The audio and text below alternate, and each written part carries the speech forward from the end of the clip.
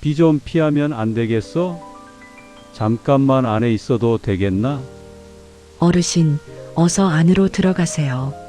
늦가을 비는 유난히 차가웠습니다. 도시 외곽산업단지 끝자락. 낡은 공장 건물 1층에 자리한 작은 세탁 공장은 밤 10시가 넘어도 불이 꺼질 기색이 없었습니다. 간판 불빛은 절반쯤 나가 있었고 안에서는 대형 세탁기가 돌아가는 둔탁한 소리가 파도처럼 반복됐습니다.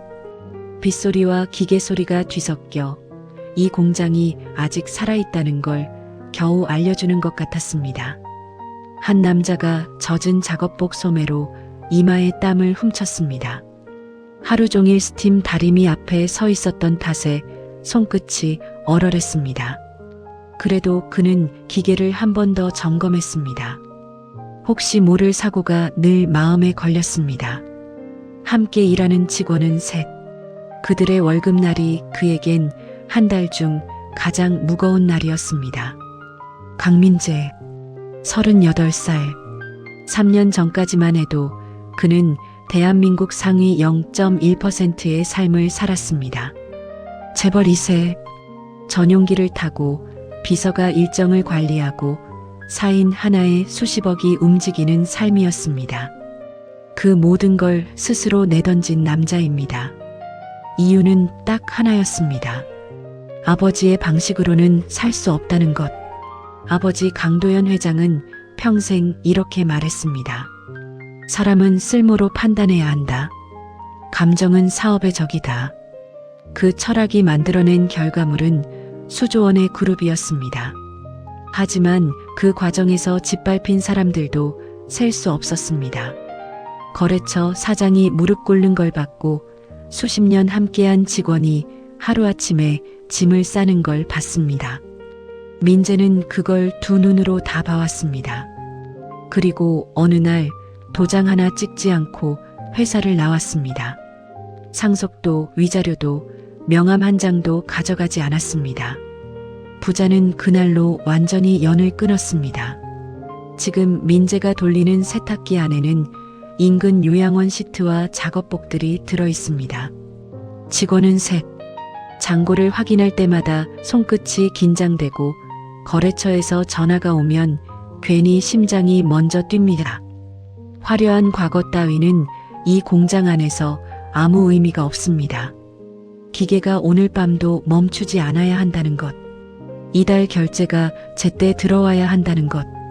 그것만이 현실입니다. 그날 밤도 그는 기계를 한 번 더 점검하고 있었습니다. 그때였습니다. 비를 가르며 공장 입구 쪽에서 무언가 쓰러지는 소리가 났습니다. 뭐야? 민재가 급히 뛰어나갔습니다. 비바람 속 가로등 아래 한 노인이 바닥에 주저앉아 있었습니다. 옷은 낡았고 신발은 물에 젖어 모양이 흐트러져 있었습니다. 얼굴은 창백했고 손등은 떨리고 있었습니다. 빗속에 혼자 쓰러진 노인이었습니다. 누가 봐도 한참 전부터 비를 맞고 있었을 모습이었습니다. 어르신, 괜찮으세요? 어디 다치셨어요?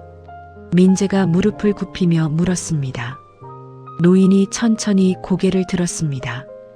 그 순간 민재의 숨이 멎었습니다. 익숙한 눈빛이었습니다. 수십 년 동안 두려움과 존경이 뒤섞인 채로 바라봐왔던 그 눈. 차갑고 날카로운, 그러나 지금 이 순간만큼은 묘하게 힘이 빠져있는 강도현. 대한민국 굴지의 기업을 일군 회장.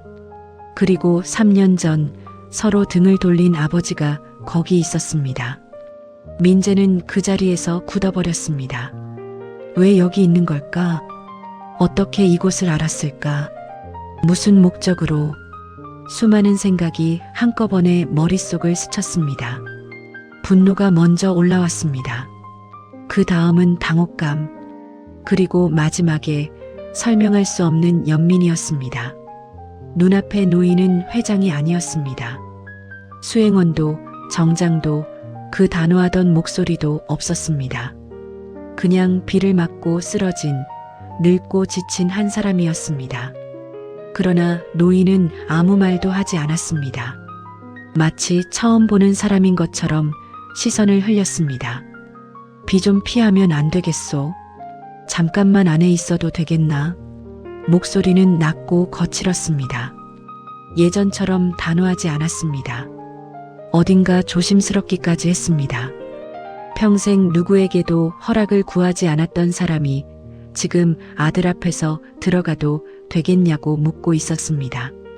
민재는 잠시 서 있었습니다. 수많은 감정이 한꺼번에 밀려왔습니다. 분노, 당혹, 그리고 설명할 수 없는 연민. 빗소리가 두 사람 사이를 채웠습니다. 일단 들어오세요. 감기 걸리겠습니다. 더 묻지 않았습니다. 따지지도 않았습니다. 노인을 부축해 안으로 들였습니다. 세탁기 열기가 아직 남아있어 공기만큼은 따뜻했습니다. 안쪽 사무실에서 장부를 정리하던 수진이 상황을 보고 다가왔습니다. 민재의 아내 강수진. 재벌가와는 아무 관련 없는 평범한 집안 출신의 여자였습니다.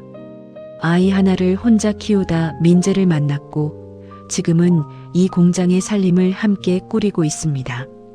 화려하지 않지만 누구보다 먼저 손을 내미는 사람이었습니다. 누구세요? 비 맞고 쓰러지셨어. 몸이 안 좋아 보이셔. 수지는 말없이 수건을 가져와 노인의 어깨에 덮어줬습니다. 망설임이 없었습니다. 여기 앉으세요. 따뜻한 물 드릴게요.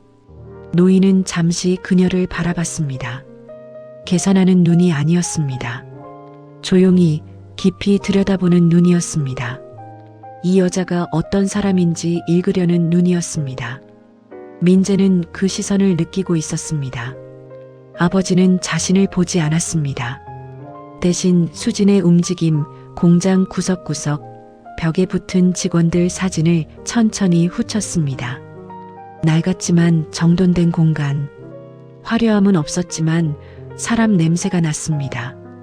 잠시 후 수진이 머그잔을 건넸습니다. 많이 추우셨죠? 천천히 드세요. 강도연은 컵을 두 손으로 감싸 쥐었습니다.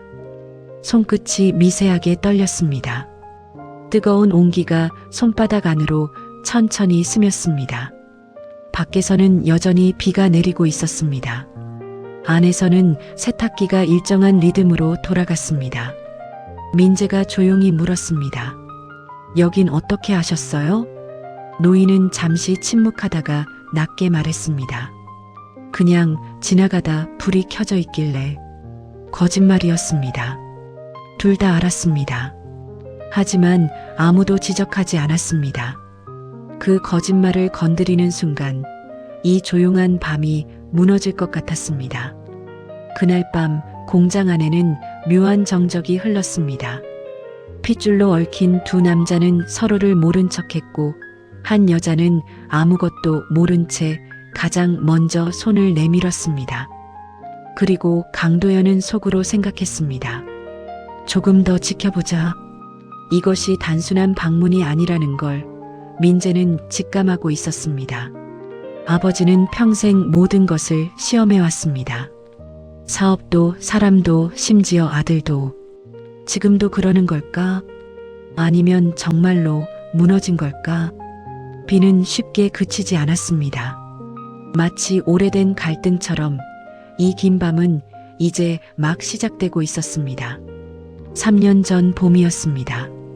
강도연 회장의 집무실 창밖으로 벚꽃이 흩날리던 날, 민재는 처음으로 아버지 앞에서 목소리를 높였습니다. 충동이 아니었습니다.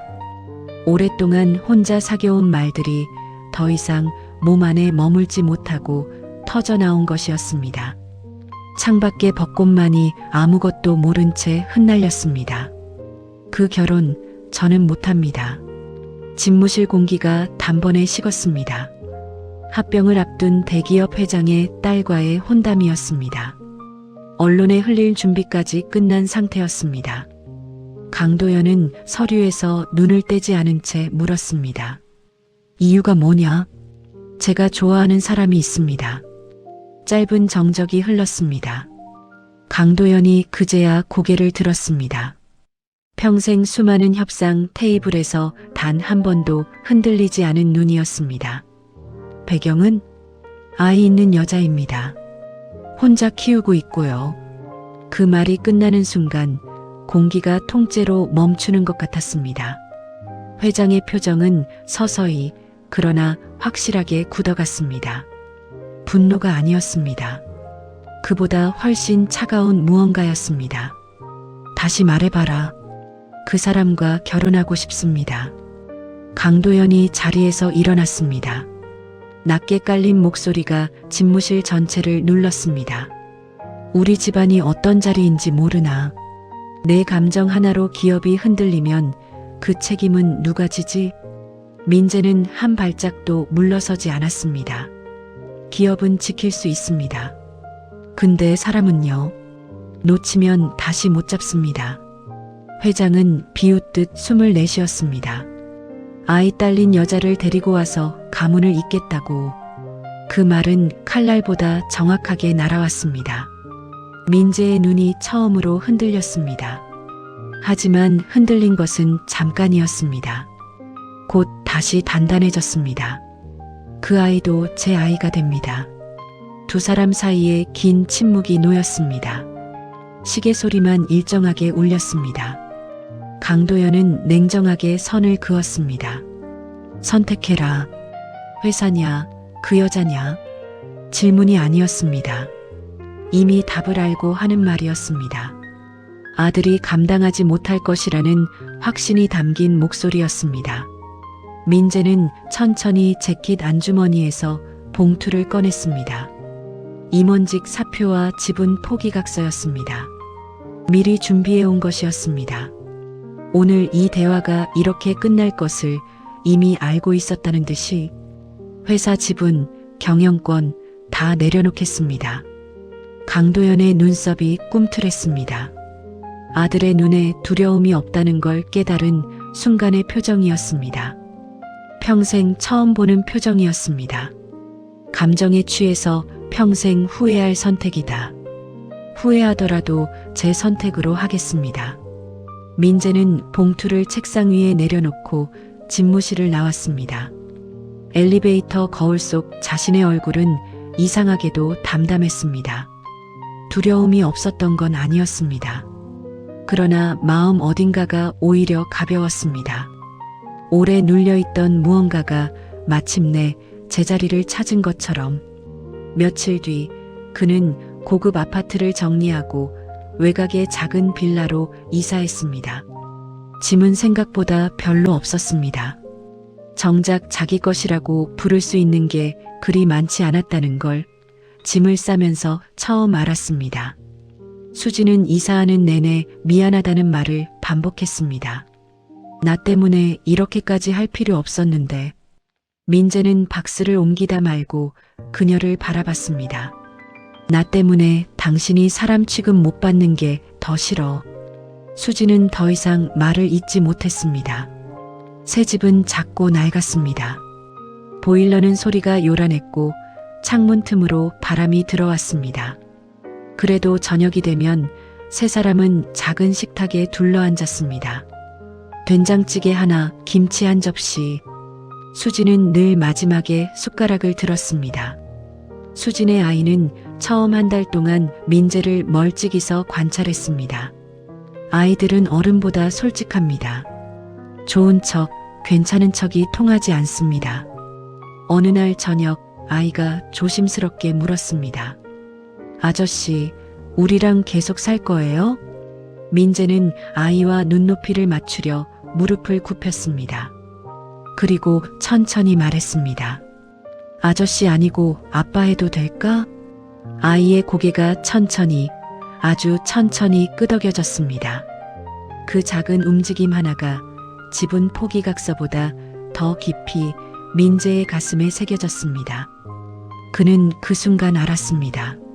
자신이 무엇을 선택했는지, 그리고 그것이 틀리지 않았다는 것을. 그 무렵 강도연은 언론에 짧은 입장문을 냈습니다. 장남은 해외 체류 중이며 경영 복귀 계획은 없다. 사람들은 수군댔습니다. 아들이 사고를 쳤다느니, 건강 문제라느니, 진실을 아는 사람은 이 세상에 단 2명뿐이었습니다. 강도연은 멀리서 아들의 소식을 들었습니다. 외곽의 낡은 세탁 공장을 인수했다는 것. 거래처도 변변찮고 기계는 낡아서 자주 멈춘다는 것. 보고를 받을 때마다 그의 얼굴은 굳었습니다. 곧 돌아오겠지. 버티다 보면 현실을 알게 될 거라고 믿었습니다. 배경도, 돈도, 이름도 없이 세상이 얼마나 냉정한지 깨달으면 결국 돌아올 것이라고. 그것은 믿음이라기보다 기다림이었습니다. 어쩌면 기도에 가까운. 하지만 3년이 지나도 아들은 돌아오지 않았습니다. 그 3년 동안 민재는 한 번도 먼저 연락하지 않았습니다. 강도연도 마찬가지였습니다. 두 사람은 말 한마디 없이 각자의 자리에서 버텼습니다. 부자지간이 아니라 마치 오래된 라이벌처럼. 그리고 지금 강도연은 빗속에서 해진 옷을 입은 채 아들의 공장 바닥에 앉아 있습니다. 손에는 며느리가 건넨 머그잔이 들려 있고 손끝은 여전히 떨리고 있습니다. 자신이 틀렸는지 아들이 틀렸는지 평생 모든 것을 숫자로 판단해온 사람이 처음으로 답을 모르는 질문 앞에 서 있었습니다. 그래서 왔습니다. 확인하러. 직접 눈으로 보러.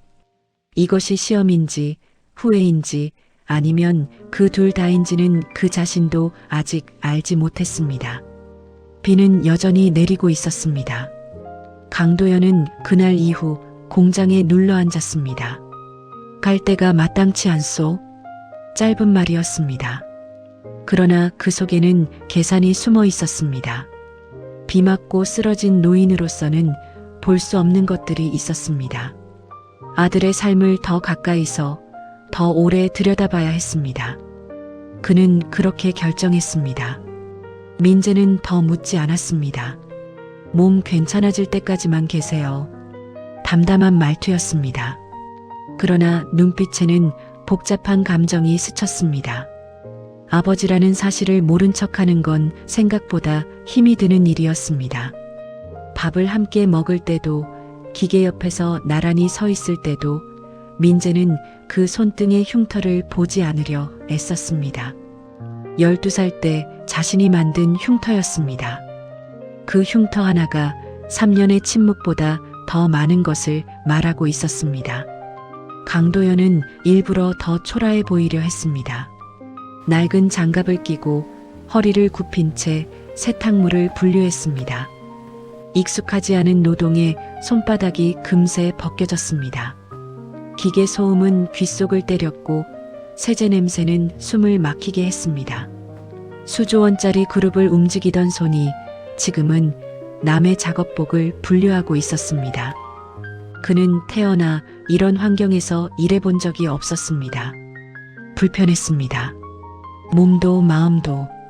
하지만 그보다 더 불편한 건 따로 있었습니다. 이 공장 안에서 사람들이 서로를 대하는 방식이었습니다. 눈치 보는 것도 잘 보이려는 것도 없었습니다.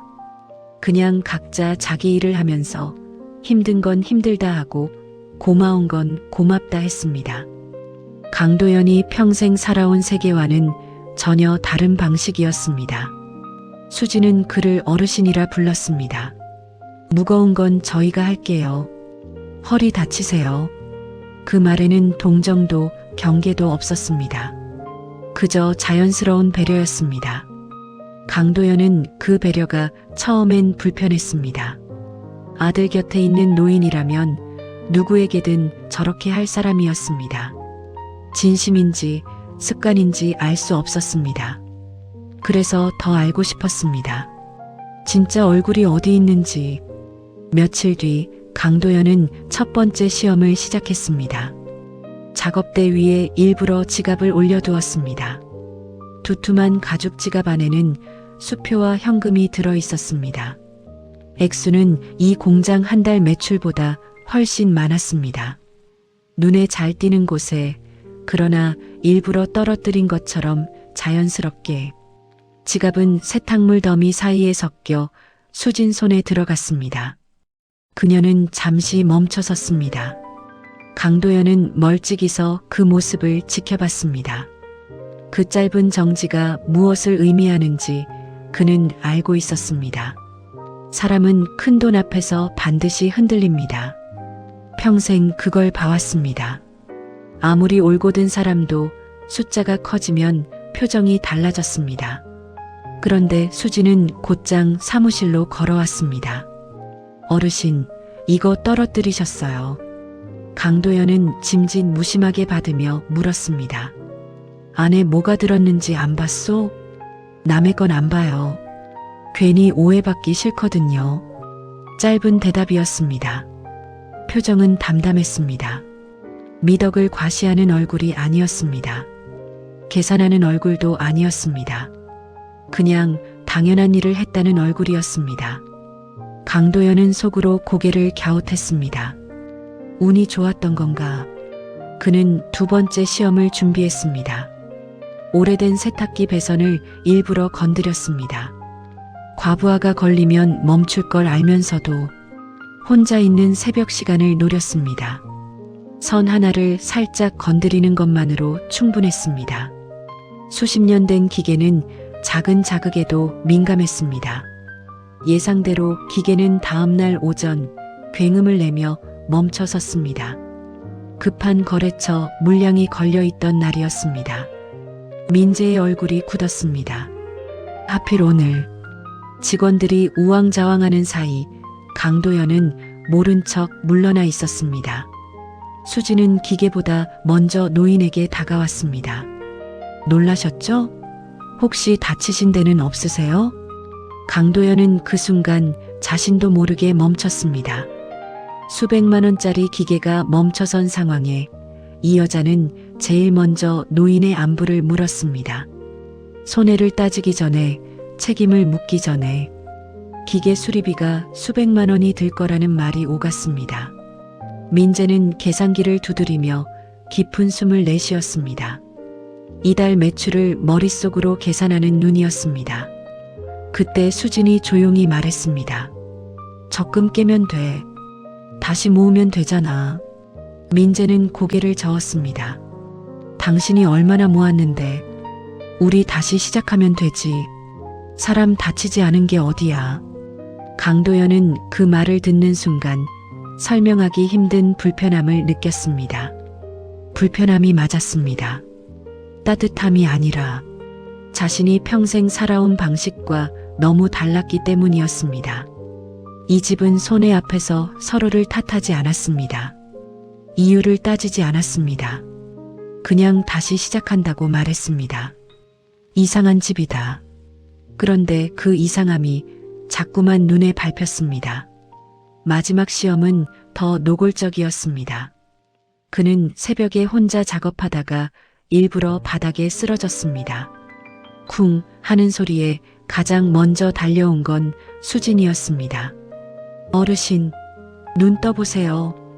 목소리가 떨렸습니다. 연기가 아니었습니다. 진짜 놀란 사람의 목소리였습니다. 강도연은 눈을 감은 채로 그 목소리를 들었습니다. 오랫동안 자신을 향해 이렇게 놀란 목소리를 들어본 적이 없었습니다. 걱정이 섞인 목소리, 계산 없이 그냥 터져나오는 목소리. 민재가 119를 불렀습니다. 구급차 안에서 수지는 낯선 노인의 손을 붙잡고 있었습니다. 처음 비에 젖어 쓰러졌던 그날처럼 그 손은 여전히 따뜻했습니다. 강도연은 눈을 감은 채로 그 온기를 느꼈습니다. 오랫동안 잊고 살았던 종류의 것이었습니다. 병원에서 의사는 말했습니다. 입원하셔야 합니다. 검사비가 꽤 나올 겁니다. 민재가 잠시 망설이자 수진이 먼저 입을 열었습니다. 저희가 낼게요. 강도연이 낮게 물었습니다. 부담 안 되겠소? 그녀는 고개를 저었습니다. 사람이 먼저죠. 돈은 또 벌면 되잖아요. 계산이 없는 문장이었습니다. 자신이 누구인지도 모른 채 아무 조건 없이 내놓는 선택이었습니다. 돌아올 것을 기대하지 않는 말이었습니다. 강도연은 평생 모든 것에 조건을 달아왔습니다. 투자에도, 관계에도, 심지어 아들에게도, 사랑에도 조건이 있어야 한다고 믿었습니다. 조건 없는 것은 어리석은 것이라고. 그런데 이 여자는 처음 만난 노인에게 아무 조건 없이 손을 내밀었습니다. 한 번도 아니고, 두 번도 아니고, 세 번이나. 병실 천장을 바라보던 강도연의 시야가 흐려졌습니다. 그는 평생 수많은 계약서를 검토했고 수천억짜리 결정을 내렸습니다. 사람을 쓰고 사람을 내보내고 사람의 가치를 숫자로 환산했습니다. 하지만 이렇게 단순한 판단 앞에서 마음이 흔들린 적은 한 번도 없었습니다. 이 여자는 왜 이러는 거지? 그의 시험은 계속되고 있었습니다. 하지만 어느 순간부터 강도연은 이상한 기분을 느끼기 시작했습니다. 시험하는 쪽은 자신인데 흔들리는 쪽도 자신이었습니다. 지갑을 돌려줄 때의 담담한 눈, 기계가 멈췄을 때 제일 먼저 노인의 안부를 묻던 목소리, 구급차 안에서 손을 놓지 않던 따뜻함, 그것들이 하나씩 쌓일수록 강도연의 안에서 무언가가 조금씩 무너지고 있었습니다. 그는 며느리를 시험하러 왔다고 생각했습니다. 그런데 어쩌면 그 시험의 답을 가장 먼저 받은 건 자신이었습니다. 창밖에는 비 대신 맑은 햇살이 비치고 있었습니다. 오랫동안 굳어있던 무언가가 조금씩, 그러나 분명하게 금이 가고 있었습니다. 댐이 무너지기 전에 물이 스미듯이, 소리 없이, 그러나 멈출 수 없이. 강도연은 눈을 감았습니다. 그리고 처음으로 자신이 틀렸을 수도 있다는 생각을 밀어내지 않았습니다. 병원에서 퇴원한 지 이틀째 되던 날이었습니다. 강도연은 새벽 4시에 눈을 떴습니다. 공장 한켠에 마련된 작은 방이었습니다. 천장이 낮았고 벽지는 군데군데 들떠 있었습니다. 평생 그가 잠들었던 어떤 공간과도 달랐습니다. 그런데 이상하게 이 방에서는 잠이 왔습니다. 깊고 무거운 잠이. 수십억짜리 침대에서는 오히려 뒤척이던 사람이 낡은 벽지 아래에서 골아떨어졌습니다. 그는 한동안 천장을 바라봤습니다. 어젯밤 식탁 장면이 머릿속에서 지워지지 않았습니다. 아이가 숙제를 들고 와서 민재에게 보여주던 장면. 수진이 된장찌개를 퍼담으며 어르신, 더 드세요 하던 장면. 세 사람이 좁은 식탁에 둘러앉아 밥을 먹는 그 풍경이 수조원짜리 연회장에서 본 어떤 장면보다 오래 눈에 남았습니다. 왜 저게 자꾸 보이는 거냐? 그는 스스로를 다잡았습니다. 감정에 흔들리면 판단이 흐려집니다. 평생 그렇게 살아왔습니다. 지금도 마찬가지여야 했습니다. 그런데 그날 오전 예상치 못한 일이 벌어졌습니다. 공장 앞 골목에 낯선 차 한 대가 멈춰 섰습니다. 정장을 입은 40대 남자가 내렸습니다. 강도연의 그룹 계열사 팀장이었습니다. 민재의 예전 동료이자 지금은 강도연 측 사람이었습니다. 강도연이 직접 부른 것은 아니었습니다. 그런데 나타났습니다. 사장님, 드릴 말씀이 있어서요. 민재가 사무실로 안내했습니다. 강도연은 창고 입구에서 그 모습을 지켜봤습니다. 자신이 이 자리에 있다는 걸 저 남자는 모릅니다. 낮은 목소리로 대화가 오갔습니다. 내용은 들리지 않았습니다. 하지만 민재의 표정으로 알 수 있었습니다. 점점 굳어가는 얼굴, 계산하는 눈, 그리고 마지막에 짧게 고개를 끄덕이는 모습. 남자가 나가고 나서 민재는 한동안 사무실 안에 혼자 있었습니다. 수진이 조심스럽게 문을 열었습니다. 무슨 일이야? 한성 물산 계약 취소됐어. 수진의 얼굴이 굳었습니다. 갑자기. 이유는? 상부 지시래. 다른 업체로 돌린다고. 공장 전체 매출의 절반이 넘는 거래처였습니다. 하루아침에 이유도 없이 끊겼습니다. 민재는 창밖을 바라보며 아무 말도 하지 않았습니다. 분노도 눈물도 아니었습니다. 그냥 조용히 현실을 받아들이는 사람의 얼굴이었습니다. 무너지지 않으려고 버티는 게 아니라 이미 버티는 법을 몸에 익힌 사람의 얼굴이었습니다. 강도연은 창고 입구에서 천천히 뒤로 물러섰습니다. 그 계약을 끊은 건 자신이었습니다. 열흘 전 비서에게 전화 한 통을 했습니다. 아직 자신의 말 한마디에 움직이는 사람들이 있다는 걸 확인하고 싶었습니다. 그리고 압박 앞에서 아들이 어떻게 반응하는지 보고 싶었습니다. 포기하는지, 돌아오는지, 흔들리는지. 그날 밤 민재는 직원들을 불러 모았습니다. 솔직하게 얘기할게요. 큰 거래처 하나가 빠졌습니다. 당분간 급여가 늦어질 수도 있어요. 같이 버티기 힘드시면 지금 말씀해 주세요. 퇴직금은 제가 어떻게든 만들겠습니다. 직원 중 제일 오래된 오 씨가 말했습니다. 사장님, 우리가 어딜 가요? 같이 합시다. 나머지 둘도 말없이 고개를 끄덕였습니다. 강도연은 문 너머에서 그 장면을 바라봤습니다. 아들은 하늘을 탓하지 않았습니다. 거래처를 욕하지 않았습니다. 누구에게도 이유를 묻지 않았습니다. 그냥 자기 앞에 놓인 현실을 두 눈으로 바라보고 서 있었습니다. 그때였습니다. 강도연의 가슴 어딘가에서 처음으로 아주 날카로운 통증이 왔습니다. 저게 나 때문이다. 사흘 뒤 수진이 창고를 정리하다 무언가를 발견했습니다. 낡은 선반 위 잡동사니 사이에 끼어있던 서류 봉투였습니다. 안에는 영수증 몇 장과 메모지가 들어있었습니다. 낯선 필체로 적힌 주소와 전화번호, 그리고 그 밑에 딱 한 줄, 강민재 근황 확인 요망. 수진의 손이 멈췄습니다. 심장이 빠르게 뛰었습니다. 생각들이 한꺼번에 쏟아졌습니다. 비 맞고 쓰러진 것이 우연이 아닐 수 있다는 것. 갈 데가 없다던 말이 처음부터 거짓이었을 수 있다는 것. 그리고 이 공장 거래처가 갑자기 끊긴 것도. 그녀는 봉투를 원래 자리에 다시 올려놓았습니다. 그날 저녁 수진은 평소와 다름없이 밥상을 차렸습니다. 된장찌개, 계란말이, 노인 앞에 따뜻한 밥 한 그릇. 표정을 바꾸지 않았습니다. 목소리도 바꾸지 않았습니다. 강도연은 그녀를 살폈습니다. 아무 낌새도 없었습니다. 이 여자는 알고 있으면서도 모르는 척을 완벽하게 해냈습니다. 분노도 경계도 밥상 위에 올라오지 않았습니다. 식사가 끝나고 노인이 방으로 들어가자 수진은 설거지를 하다 조용히 민재에게 말했습니다. 나 오늘 창고에서 이상한 거 봤어. 민재가 수건을 내려놓았습니다.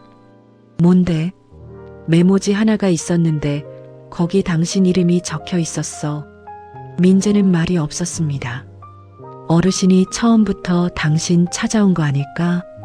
비 맞고 쓰러진 것도 갈 데 없다는 것도 다 계획한 거라면 어떡하지? 민재는 잠시 눈을 감았습니다. 알아. 수진이 멈췄습니다. 처음부터?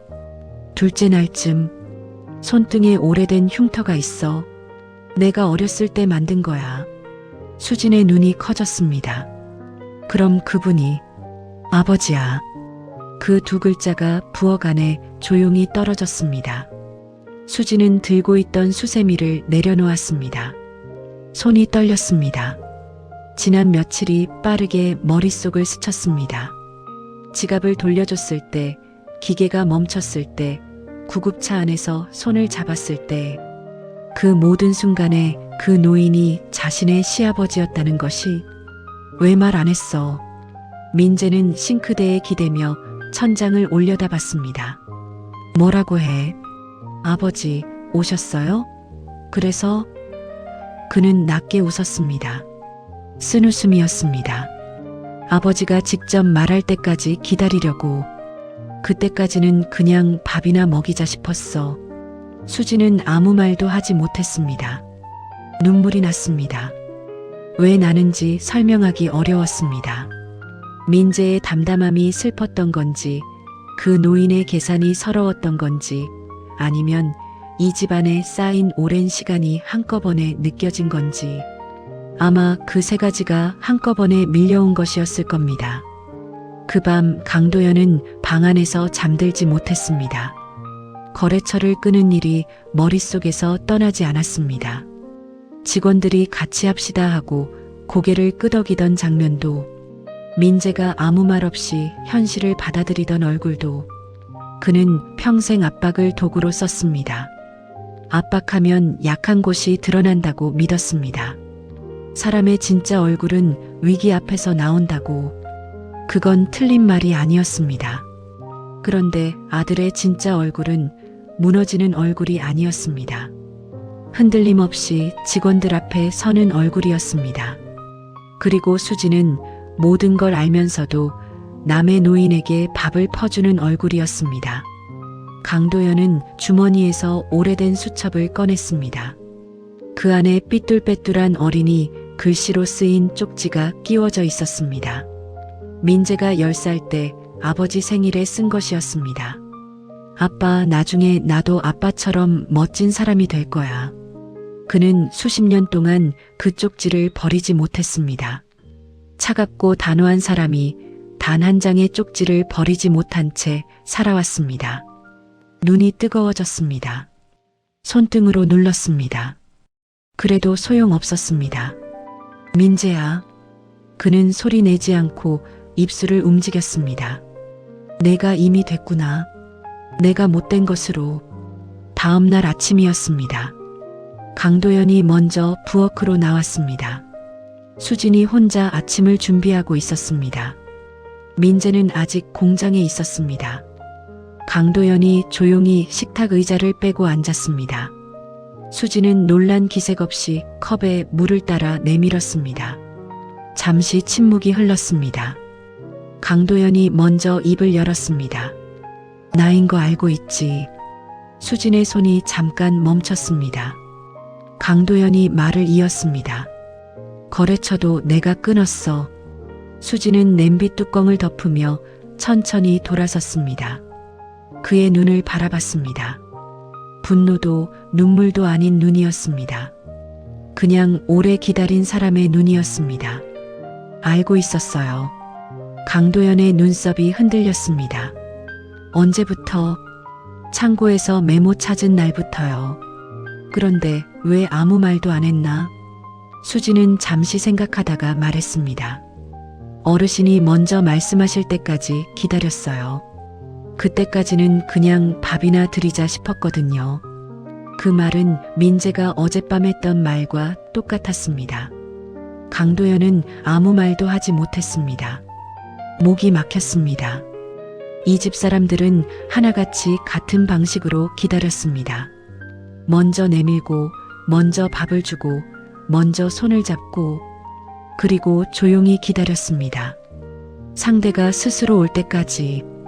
그것이 이 집의 힘이었습니다. 강도연은 천천히 고개를 숙였습니다. 미안하네. 수지는 대답하지 않았습니다. 다시 냄비 쪽으로 몸을 돌렸습니다. 눈물이 날 것 같아서였습니다. 그녀는 꾹 참으며 국을 저었습니다. 잠시 후 그녀가 조용히 말했습니다. 민재 씨 많이 보고 싶으셨죠? 강도연은 대답하지 않았습니다. 하지만 그 침묵이 대답이었습니다. 밖에서 민재의 발소리가 들려왔습니다. 공장 문이 열리고 세탁기 돌아가는 소리가 밀려 들어왔습니다. 아이가 학교 가방을 메고 뛰어나오며 소리쳤습니다. 엄마, 나간다. 조심해서 가. 현관문이 닫혔습니다. 다시 조용해졌습니다. 강도연은 그 장면을 바라봤습니다. 아무것도 특별하지 않은 아침이었습니다. 그런데 이상하게 오래 바라보게 됐습니다. 눈을 떼기가 싫었습니다. 이게 내가 한 번도 만들지 못한 것이구나. 그 생각이 들었을 때 비로소 알았습니다. 자신이 여기 온 진짜 이유가 며느리를 시험하러 온 게 아니었다는 것을, 아들이 틀렸다는 걸 확인하러 온 게 아니었다는 것을 그는 그냥 보고 싶었던 것입니다. 아들이 어떻게 사는지, 밥은 먹는지, 웃기는 하는지, 70이 넘어서 수조 원짜리 그룹을 가진 사람이 결국 그게 궁금해서 비를 맞으며 여기까지 온 것이었습니다. 그리고 이제 알았습니다. 아들은 잘 살고 있었습니다. 밥도 먹고 웃기도 했습니다. 자신이 만들어주지 못한 것들을 스스로 만들어내며 살고 있었습니다. 그것이 대견하면서도 쓸쓸했습니다. 그리고 그 쓸쓸함이 오랫동안 단단하게 굳어있던 무언가를 마침내 건드렸습니다. 병원에서 퇴원한 지 사흘째 되던 날 아침이었습니다. 강도연은 민재를 공장 뒤편 철제 계단으로 불렀습니다. 세탁기 돌아가는 소리가 멀게 울렸습니다. 바람이 녹슨 난간을 스쳤습니다. 두 사람은 나란히 서서 한동안 아무 말도 하지 않았습니다. 부자지간이 아닌 것처럼, 그러면서도 너무 많은 것을 알고 있는 두 사람처럼 3년의 침묵이 그 좁은 계단 위에 함께 서 있었습니다. 강도연이 먼저 입을 열었습니다. 이제 그만하자. 민재는 아버지를 바라봤습니다. 거래처도 내가 끊었다. 기계 배선도 내가 건드렸어. 바닥에 쓰러진 것도. 하나씩 꺼낼 때마다 목소리가 낮아졌습니다. 고백이었습니다. 이 사람이 살면서 가장 하기 어려운 종류의 말이었습니다. 평생 자신의 잘못을 인정하는 법을 배운 적 없는 사람이 지금 낡은 계단 위에서 하나씩 꺼내고 있었습니다. 민재는 한동안 아무 말도 하지 않았습니다. 알았어요. 언제부터? 거의 처음부터요. 강도연의 눈빛이 흔들렸습니다. 그런데 왜 아무 말도 안 했나? 민재는 난간에 손을 얹으며 말했습니다. 아버지가 먼저 말할 때까지요. 짧은 침묵이 두 사람 사이에 내려앉았습니다. 세탁기 소리만 파도처럼 오갔습니다. 강도연은 재킷 안에서 서류 봉투를 꺼냈습니다. 집은 절반이다. 바로 복귀해라. 공장도 정리해주마. 이런 고생 내가 할 일이 아니다. 민재는 봉투를 보지 않았습니다. 저는 여기서 일합니다. 고집 부리지 마라. 내 자리로 돌아오라는 말이야. 제 자리는 여기입니다. 사람들 얼굴 보면서 일하는 자리요. 강도연의 미간이 좁혀졌습니다. 저 여자 때문에 그러는 거냐? 그 말은 의도적으로 차가웠습니다. 마지막으로 남은 날의 서늘함이었습니다. 민재의 눈빛이 단단해졌습니다. 그 사람 이름은 수진입니다. 그때였습니다. 계단 아래에서 조용한 인기척이 났습니다. 수진이 서 있었습니다. 두 사람의 대화를 어디까지 들었는지 얼굴이 하얗게 질려 있었습니다. 강도연은 천천히 그녀를 바라봤습니다. 당신 알고 있겠지. 이 아이가 어떤 자리를 벌인 건지. 수진은 잠시 고개를 숙였다가 들었습니다. 알고 있습니다. 그래도 붙잡을 생각인가? 그 말 속에는 냉정함만 있지 않았습니다. 어딘가 아주 작게 흔들리는 무언가가 섞여 있었습니다. 수진은 한참을 망설였습니다. 그리고 조용히 말했습니다. 저 때문에 힘들어지는 거라면 제가 떠나겠습니다. 공기가 멎었습니다. 민재가 즉시 말했습니다. 무슨 소리야? 당신 인생까지 걸 필요 없잖아. 나 혼자서도 아이 키울 수 있어. 목소리는 담담하려 애썼지만 끝이 떨렸습니다. 그녀는 고개를 들지 못했습니다. 손이 작게 떨리고 있었습니다. 강하게 살아온 여자가 처음으로 무너지는 목소리였습니다. 강도연은 숨을 죽였습니다. 이것이 진짜 마지막 시험이었습니다. 의도한 것이 아니었습니다. 그냥 그렇게 됐습니다. 자신의 말 한마디가 이 여자를 이 자리까지 몰았다는 걸 강도연은 알고 있었습니다. 민재는 계단을 한 걸음 내려갔습니다. 수진 앞에 섰습니다. 그리고 망설임 없이 그녀의 손을 잡았습니다. 나 당신이랑 살려고 다 버린 거야. 다시 고르라 해도 똑같이 해. 수진의 눈에서 눈물이 떨어졌습니다. 후회 안 해? 안 해.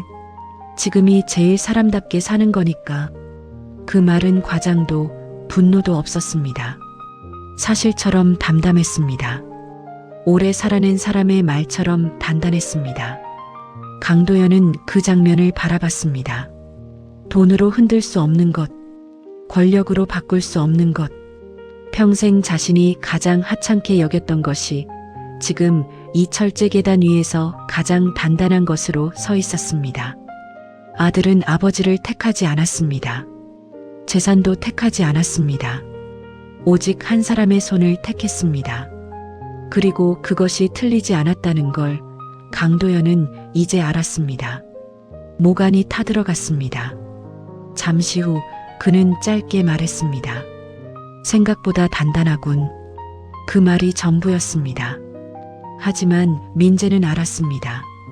아버지가 평생 내뱉은 말 중에 가장 많은 것을 담은 문장이라는 것을. 그날 오후 강도연은 혼자 공장 마당에 앉아 있었습니다. 아무도 없었습니다. 세탁기 소리만 벽을 타고 울렸습니다. 그는 하늘을 올려다봤습니다. 겨울이 오기 직전의 하늘이었습니다. 차갑고 높고 맑았습니다.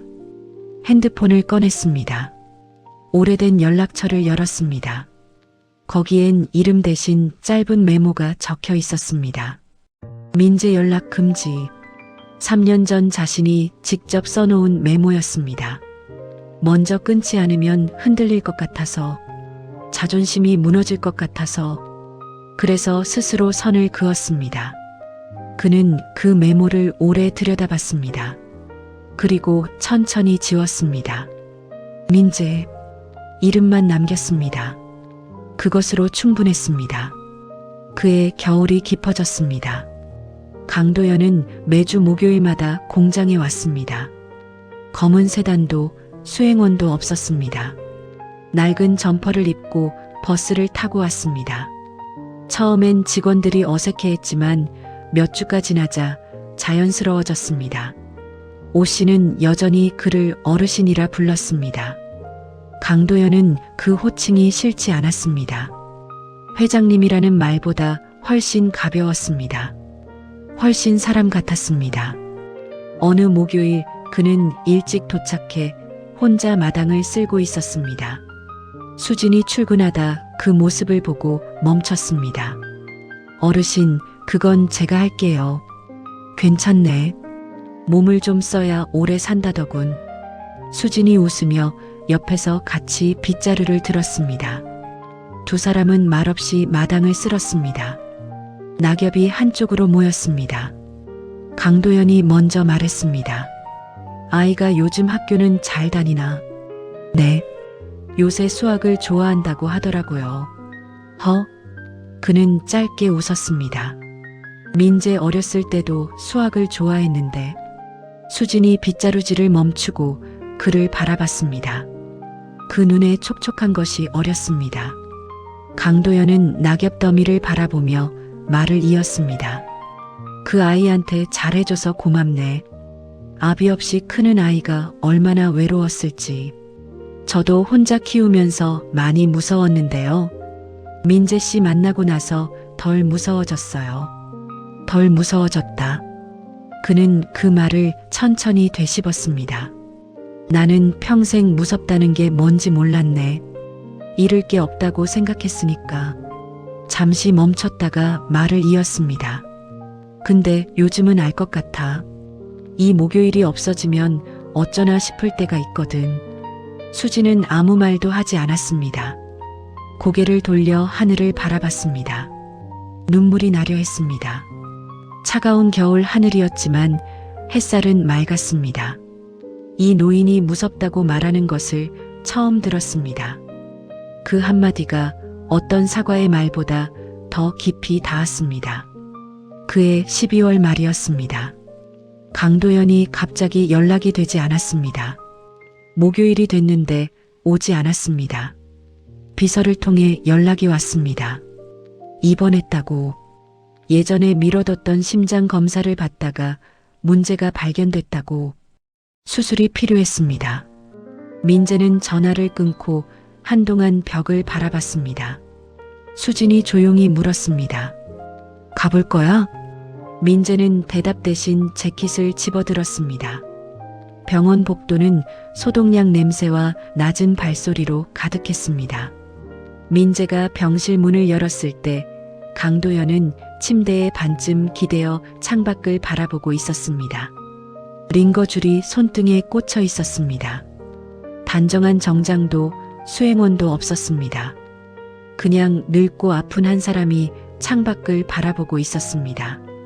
그 모습이 어쩐지 비 맞고 공장 바닥에 주저앉아 있던 그날 밤과 닮아 있었습니다.